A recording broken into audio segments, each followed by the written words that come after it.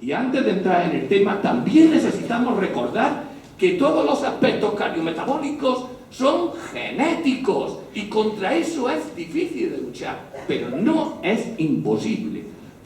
Fíjense en estos estudios que se están llevando a cabo, uno es en Inglaterra y otro en América. Y en estos estudios están metidos pacientes diabéticos tipo 1 que llevan 50 años de enfermedad, 60 años de enfermedad, 70 años de enfermedad, y resulta que no tienen complicaciones, no tienen retinopatía, y precisamente estos enfermos no son los que mejor controlados están. ¿Cómo es posible que se pueda vivir 70 años a una diabetes tipo 1 sin que nos lesione ningún vaso, sin que lesionen nuestras retinas, sin que lesionen nuestros riñones? Porque la genética de estos pacientes es especialmente protectora. Ese es el futuro camina por conocer la genética de cada uno. En unos casos nos protegen y en otros nos perjudican. Y todo el mundo tendrá derecho en su futuro de pedirle a sus médicos que le estudien la genética, porque sin ella es difícil encajar y explicarse la práctica diaria. En nuestra unidad realizamos 12 polimorfismos genéticos relacionados con diferentes elementos. Quiero decir que hay pruebas genéticas que miden 90 y 100. Y yo muchas veces hablo con los médicos que trabajan en estas clínicas y les pregunto, ¿pero luego ustedes controlan esto? No, nosotros no controlamos, no sabemos lo que estamos haciendo. Caray, yo prefiero hacer 12 y saber dónde estoy. Pues eso es lo que hacemos nosotros. Hacemos las 12 aproximaciones genéticas que tenemos los médicos bajo control y sobre los que podemos influir en nuestros enfermos. Y así hay una parte de nuestros cromosomas, en el cromosoma 9, en esta hay una parte que nos da mayor riesgo de infarto de miocardio. Fíjense los infartos de miocardio, cómo se acumulan en determinadas pacientes que tienen el cromosoma mutado.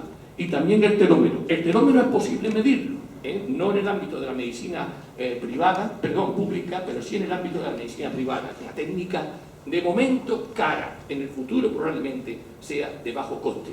Y midiendo el telómero que protege nuestros cromosomas como un calzador, resulta que si nosotros somos capaces de proteger nuestro telómero, nuestro material genético tiene mayor durabilidad y por tanto eso va a favor de la viabilidad de los tejidos. Entonces, ¿podemos modificar nuestra genética? Yo diría que sí, podemos modificarla con ejercicio, podemos modificarla regulando nuestra alimentación y esto podemos incluso por medio de las modernas teorías de la epigenética transmitirlos a nuestra descendencia. O sea, el hombre es capaz de modificar sus genes y encima ser capaz de instaurar o de perpetuarse en su especie las mejoras genéticas. Vamos a entrar ya de lleno con los conocimientos que ya tenemos, ya nos vale para abordar el tema que aquí nos ocupa. Muchos de ustedes probablemente se hayan preguntado alguna vez ¿por qué con la edad, cuando como determinado alimento, engordo? Y esto mismo hace 20 años no me producía ganancia de peso a igualdad de ejercicio físico. Eso lo saben muy bien las mujeres en edad posmenopáusica. Haciendo lo mismo, moviéndose lo mismo, se gana peso. Y es porque hay un proceso que se llama inflexibilidad metabólica. El organismo no es capaz de adaptarse a los cambios de la alimentación. Y eso lo tenía cuando era un organismo joven, se pierde con la edad. ¿Y qué hay debajo de esta inflexibilidad metabólica? Un problema de resistencia a la insulina. ¿Pero por qué hay una resistencia a la insulina conforme cumplimos años? Porque hay un estrés de retículo. Ya lo pillé, aquí estoy, en el estrés de retículo. Y muchos dirán, bueno, pues esto es una locura de este señor. No, hay libros de estrés de retículo. O sea, hay más locos que yo. Hay una persona que ha dedicado su vida al estrés de retículo y publica un libro, se llama Estrés de retículo. Genial. Bien, y ustedes dirán, caray, ¿qué es esto? Me estoy asustando. Bien, vamos a ello. El estrés de retículo, pues este es el retículo. ¿Y qué está? Estresado. ¿Por qué está estresado el retículo? Porque se le acumulan las proteínas que acaba de fabricar salen alteradas, luego veremos por qué. Y no sabe cómo quitárselas de en medio. Necesita modificarlas para crear nuevas en buen estado. Esa es la filosofía del estrés de retículo. nuestro retículo endoplásmico produce una serie de proteínas que ya recién paridas resulta que tienen problemas porque son acosadas por determinados elementos que las alteran. Y el organismo tiene que recurrir a un complejo sistema para quitárselas de en medio de forma que pueda producir, fabricar nuevos géneros en buen estado porque el organismo los necesita. Ese es el concepto de estrés de retículo. Así de simple. El retículo está estresado. Bien, este elemento lo conocen ustedes, es la mitocondria, lo habíamos citado previamente. ¿Ven la mitocondria aquí? ¿Qué le pasa a la mitocondria? Que se agota en el proceso. El retículo endoplásmico, para salir del problema, necesita la energía que le facilita la mitocondria. Y en la mitocondria se agota. Al agotarse la mitocondria, resulta que el organismo tiene dos salidas. O se muere la célula, porque la mitocondria, sin mitocondria no se puede vivir, o bien la reciclamos. Y atención, aquí viene el segundo concepto del día, la autofagia. ¿Cómo se recicla la mitocondria? Pues destruyéndose por un proceso denominado mitofagia, que es la autofagia de la mitocondria. Y luego veremos que además la autofagia ayuda a la destrucción de la proteína ácida. Ya tenemos dos de los conceptos que nos asustaban, ya lo vemos más tranquilos. Esto parece que se entiende, o al menos así creo yo. Pero ¿cuáles son las causas? ¿Por qué el retículo endoplásmico se estresa? Y yo diría, ¿por qué las proteínas recién paridas están anómalas si todavía no han salido de su cascarón? Por el siguiente, fíjense qué es lo que hace la grasa. Libera una serie de sustancias proinflamatorias llamadas citoquinas. ¿Y qué es lo que hay al lado de la grasa? Liberadas vasos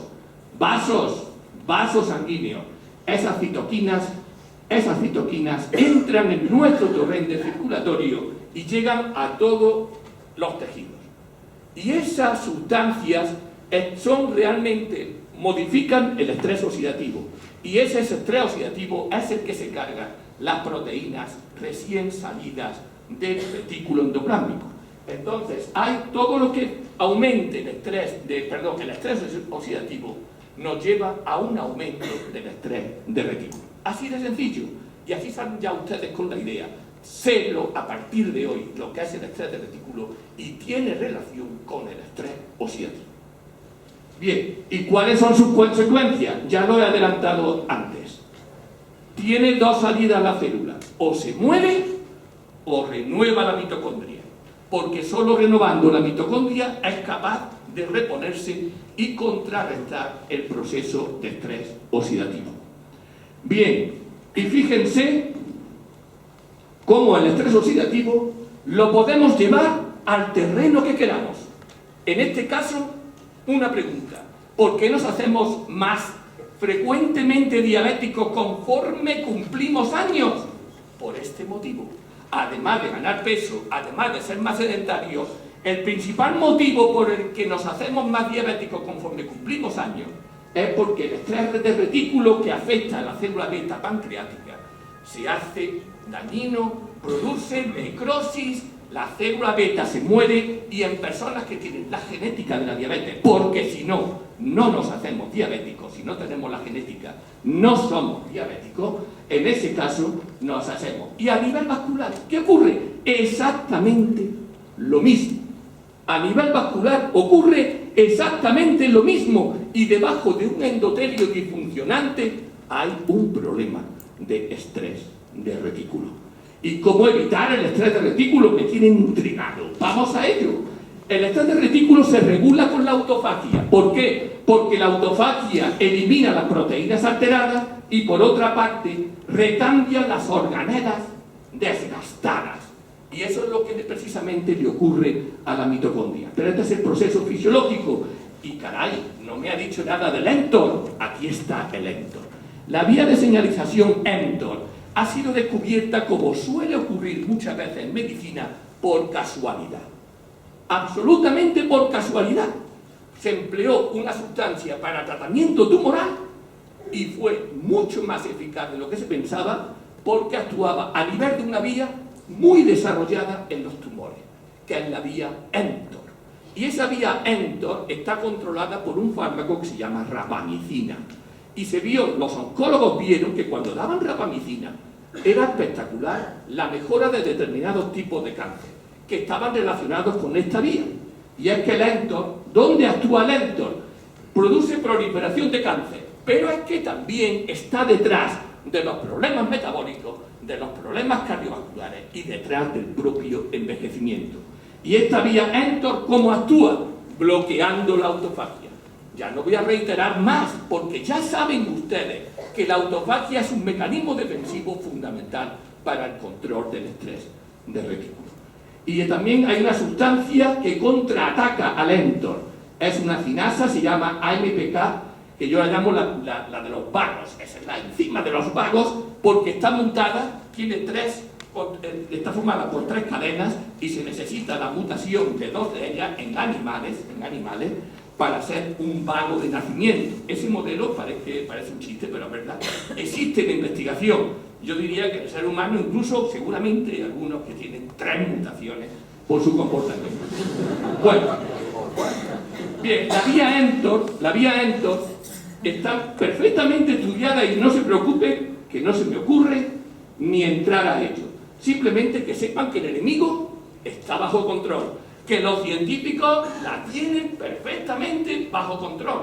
Se sabe cada uno de sus pasos y ya vendrá el momento de que se pueda contraatacar sin recurrir a medicamentos quimioterápicos que saben ustedes que tienen muchos efectos adversos. Está bajo control y cuando controlemos la vía mTOR, controlaremos las enfermedades cardiometabólicas. Bien, fíjense ustedes la importancia, cómo a partir de ahora no se van a asustar cuando vean estas 3 palabras. Fíjense que estos son los entresijos de un vaso coronario años antes de que desarrolle un infarto de miocardio. Y fíjense, lleven la mirada a la tríada mágica: estrés de retículo, mTOR, autofagia. Ya no se van a asustar nunca más, pero esto lo verán en el infarto de miocardio, en el infarto cerebral, y siempre que analicen un problema cardiometabólico, pero también en el envejecimiento, insisto, también en el cáncer. Bien, ya hemos salido del atolladero, ya me domino este territorio que parecía tan espinoso. Vamos a entrar en aspectos mucho más graciables. Lo relacionado con el ejercicio, que ya fue apuntado en el siglo XVIII, incluso hay una cita de Maimónides muy parecida, siglos antes, que decía lo mismo, y los propios griegos, en sus santuarios de Asclepio, ya defendían el ejercicio físico, para sus tratamientos anti-aging, porque la medicina anti-aging no nació antes de ayer, sino que esto viene de la época de los griegos, que preocupados por vivir muchos años, se preocuparon de crear centros especialmente dedicados a la práctica de ejercicio controlada por médicos y a la práctica de una nutrición sana. Y de este templo salió, por ejemplo, entre otros, el gran Hipócrates. Bueno, este es el ejercicio físico llevado en nuestra unidad de endotelio, donde realizamos a una mayoría de nuestros enfermos un llamado test de Balke para medir su capacidad física. La capacidad física es fundamental para estimar la propensión de vida del paciente, más allá de la enfermedad cardiovascular.